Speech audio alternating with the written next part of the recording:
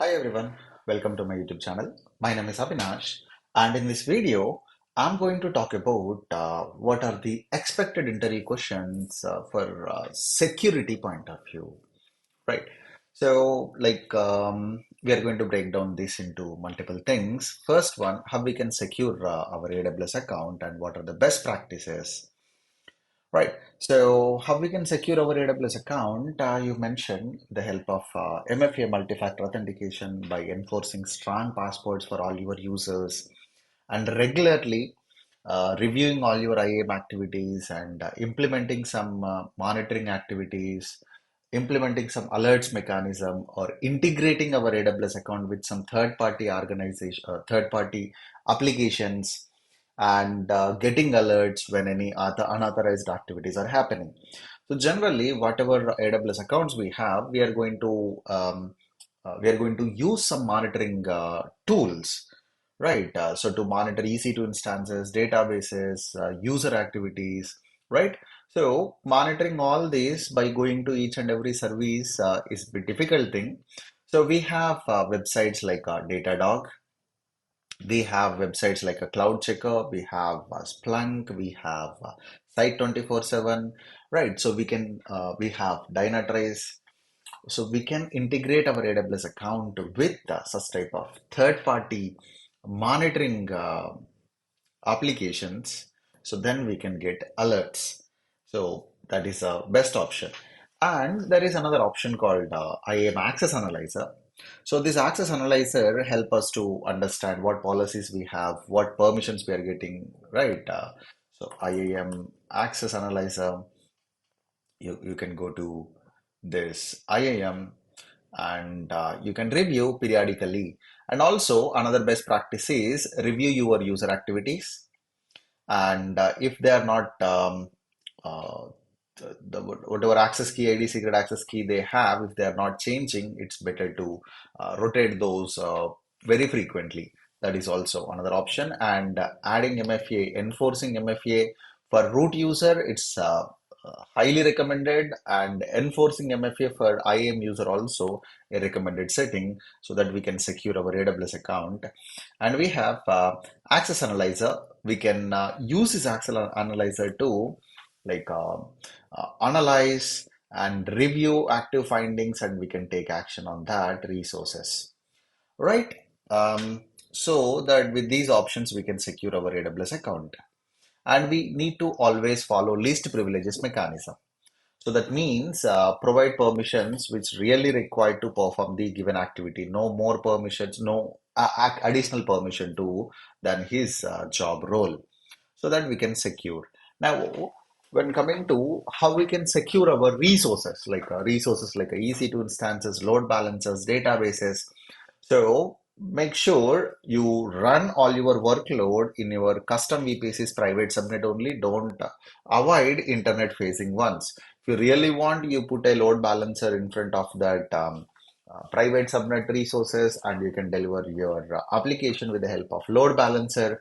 And even if required, you add a CloudFront distribution on top of that. CloudFront actually has some advantages. Right. So in your interview, you mentioned to secure the resources, we always run our workload in our custom VPCs, private subnets only, and we don't open traffic for everyone. We are going to whitelist to only desired networks, and also the load balancer is going to added with SSL and TLS certificate. For that, we are going to use ACM service, and also this offloading or uh, your if you're using SSL or TLS termination at load balancer, also reduce some load on our EC2 instances for encryption and decryption activities, so that we can save some CPU of our for our EC2 instances that is delivering our application. So placing load balancers and delivering is a recommended one. Again, what traffic is coming to the load balancer, to investigate that, we need to enable access logs or flow logs at VPC level, access logs at load balancer level. And also, we need to implement appropriate security groups, network ACLs, and also for this load balancer, we have an option to add WAF, Web Application Firewall. So we have this application firewall we can add on top of our load balancer or CloudFront distribution so that we can filter what exactly traffic coming to our load balancer. And another thing, okay, now what exactly this WAF and what are the advantages with the we will get with this WAF? So this WAF stands for Web Application Firewall. It's a web application firewall that can protect from common web exploits. Like we have some common exploits like SQL injections, vulnerability like CSRF attacks, or brute force attacks, light force attacks, right? So common Linux attacks, common Windows attacks, common WordPress attacks. We have such type of all attacks, right? So we can create a web application firewall. We can add this web application firewall on top of our load balancers, API gateways, or on top of our application load balancer. So or CloudFront distribution, so that whatever traffic coming first, it filters at WAF, then only traffic goes to your application that is delivering via load balancer or API gateways. And what exactly we can do? We can create WACL access control list. So here we can create WACL and we can choose the rules. Okay, on top of what resource you want to add for a load balancer or later you want to add. So now we have some rules. We can create our own rules or we have an option to choose managed rules. So AWS is giving some rules. We need to subscribe to the rules. Not only AWS, some different organizations like Fortinet or FI Networks or GeoGuard. So they already maintaining the subscription list. So you see this if you are subscribing to this, right? Geolocation fraud protection we will get for DNS proxies, peer-to-peer network, other methods, right? So all you need to do is subscribe this from a marketplace and you add roles so that like before traffic reaching these all, right? Um, Rules need to evaluate. So if you can even set priority, which one need to evaluate first, which one need to evaluate second, or we can even create our own ACLs and we can give. Not only that, based on the IP address format also, which IP address traffic you want to block, which IP address traffic only you want to allow, you can create such type of IP address set also. Then we can add that to our WAF while creating this web ACL so that we can filter all the traffic that coming to our load balancer or API gateways. And also we have one more service called Shield. So the Shield protect our application from DDoS attack. If you are getting any questions on DDoS attack, first talk about the Shield. So Shield is enabled by defaultly. You don't need to pay anything. So, but AWS just monitor the traffic that coming to our AWS environment. But if you want to like if you want to go with the Shield Advanced, so you need to subscribe to Shield Advanced. This is $3,000 per month, and you need to sign up for at least 12 months subscription. And there is no option to cancel the subscription. So what exactly happens in the Shield Advanced? In Shield Advanced, DDoS mitigation capacity, um, additional capacities are going to provided by AWS. And not only that, we are going to get 24 by 7 DDoS response team assistance from AWS. AWS maintains a team, and if you really want, you can scroll down and you can compare this. Network flow monitoring happen both, automated application traffic monitoring, standardized, right? And not only that, you see 24 by 7 support from Shield response team. These all options we are going to get from Shield Advanced. On top of the Shield, if you want to protect your resources from this DDoS attacks, denial of service attack, so you can add CloudFront on top of this your application you are delivering. So CloudFront also capable to handle this DDoS attacks. And what exactly this CloudFront distribution is? So basically, I already made a video, I already made a project on this CloudFront distribution. If you haven't gone through, please spare some time and go through that CloudFront video. And you see here, we can create a CloudFront distribution. We can add an S3 bucket or load balancer or any media services running, right? We can add that as a origin here, for this CloudFront distribution so that we can deliver our web page, right? So it has capability to prevent hot linking for our content. So we can configure headers and we can serve only content that is actually originating from a specified domains so that we can deliver our data securely. And also this CloudFront distribution has some options like geographic restrictions. So you can whitelist to only some specific countries and or you can blocklist some specific countries. Which count is huge, we can use that. And also this CloudFront distribution has an option called signed URLs and cookies. So whenever you are using signed URLs and cookies, there is an option to protect our content from viewers whenever any request is coming. So the viewer have to use a special URL and the header so that request is going to deliver securely. So this CloudFront also help us to protect our resources that actually delivering via application load balancer or S3, any static websites. And we have another important service for this security, that is KMS. So KMS stands for Key Management Service. It helps us to encrypt most of the resources. So we can encrypt our S3 buckets, we can encrypt our EBS volumes, whatever resource you are going to take. Most of the resources support encryption. So again, encryption means the regular text or plain text is going to convert it as a ciphertext or scrambled text with the help of this KMS service. So within this KMS, again, we have some options like AWS managed keys. These are the keys automatically generates whenever start using any service. These keys we cannot delete, we cannot modify. These are generated by AWS, and if you are not using any other key, automatically this key will be used. We call this as a default master keys. So the key logic and everything is going to be provided and managed by AWS only. So instead of that, if you want to create a key, but key logic and everything need to be managed by AWS, so then you can use this option called CMK, Customer Managed Key. In this customer managed key, we have some options like a symmetric and asymmetric. So based on the service we are using, we need to choose the symmetric or asymmetric, encrypt and decrypt and generate and verify MAC. So again, whenever you're using symmetric and or asymmetric, we have some options here. You want to go with a single region key or multi-region key, or you want to go with the external import key material to AWS. So we can generate our own key material and we can import that to KMS. So instead of KMS logic, we can use our own logic. And we have like an option called Cloud HSM. So basically, this Cloud HSM is a hardware device. So where AWS, it's basically a cluster or hardware device where AWS is going to place all our key materials within that device. So you go with the based on your requirement, you give a name and you give administrative permissions and then you give key usage permissions.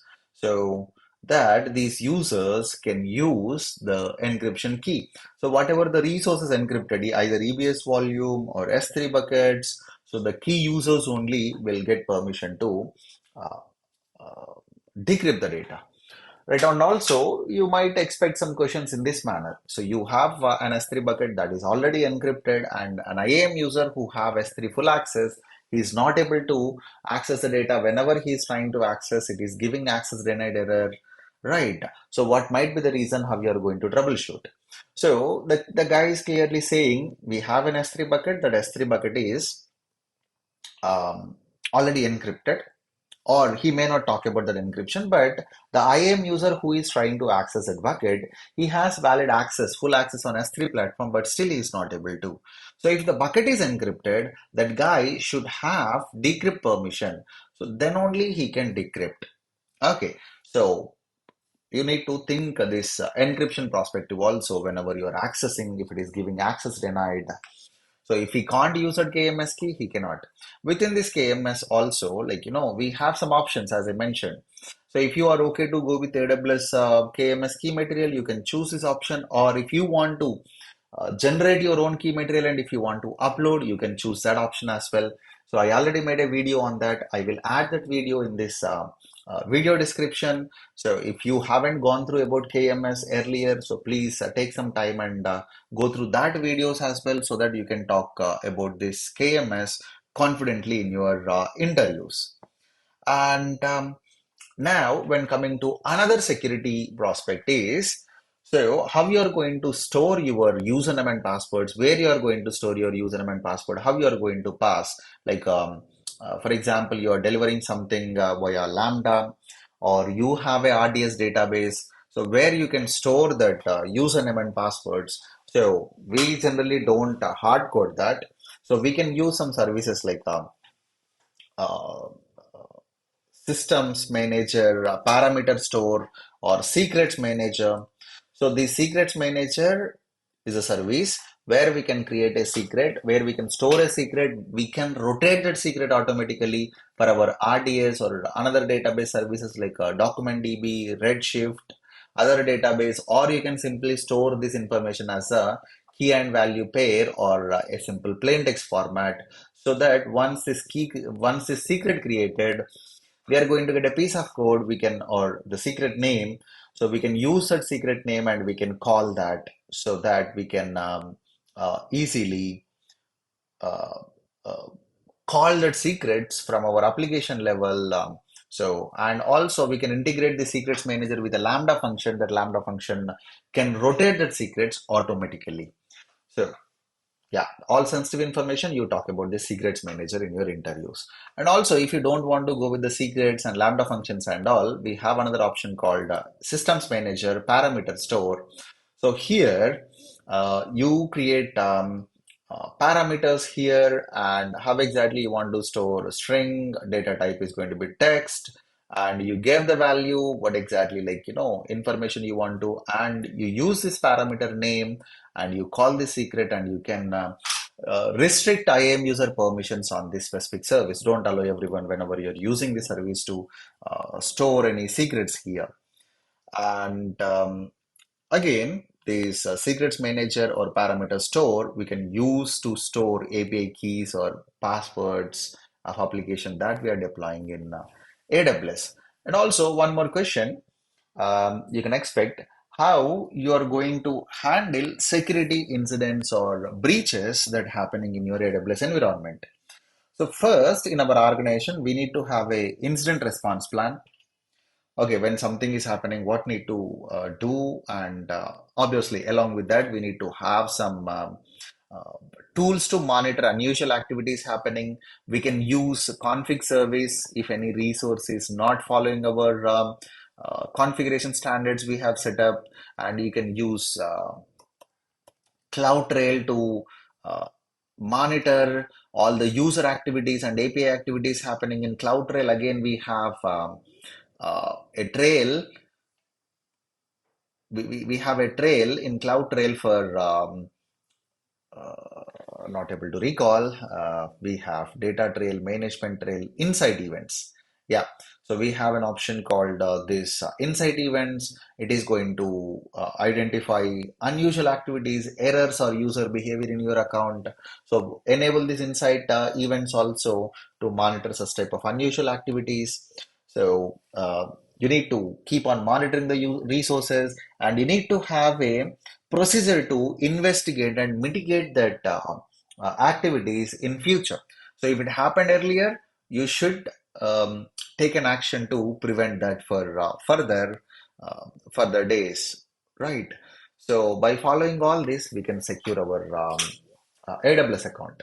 So IAM user activity review and monitoring, tracking their activities is the first option.